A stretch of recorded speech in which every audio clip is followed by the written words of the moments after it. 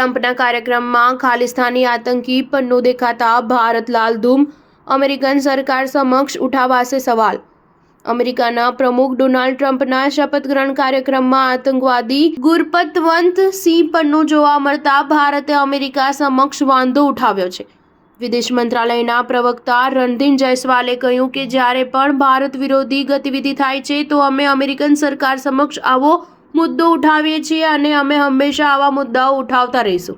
વિદેશ મંત્રાલયના પ્રવક્તાએ કહ્યું કે ટ્રમ્પના કાર્યક્રમમાં ભારત વિરોધી ખાલિસ્તાની આતંકવાદી ગુરપતવંત સિંહ પન્નું દેખાતા ભારતે વાંધો ઉઠાવ્યો છે અને આ મુદ્દો અમેરિકા સમક્ષ ઉઠાવવામાં આવશે।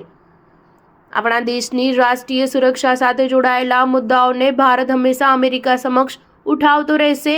આમ ટ્રમ્પના કાર્યક્રમમાં પન્નું કથિત રીતે દેખાયા બાદ જયસ્વાલે આ પ્રતિક્રિયા આપી છે। જયસ્વાલે વધુમાં કહ્યું કે જ્યારે પણ ભારત વિરોધી ગતિવિધિઓ ચલાવાતી હોય છે, આપણી રાષ્ટ્રીય સુરક્ષા પર અસર પડતી બાબતો સામે આવતી હોય છે કે પછી જેઓ ભારત વિરોધી એજન્ડો ચલાવતા હોય છે તેવા તમામ મુદ્દાઓને ભારત અમેરિકન સરકાર સમક્ષ ઉઠાવશે।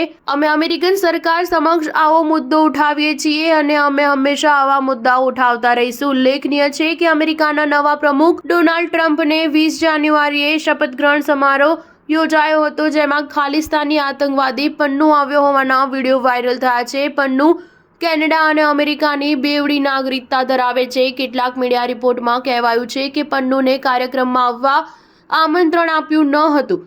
તે કોઈના સંપર્કથી ટિકિટ ખરીદીને કાર્યક્રમમાં સામેલ થયો હતો।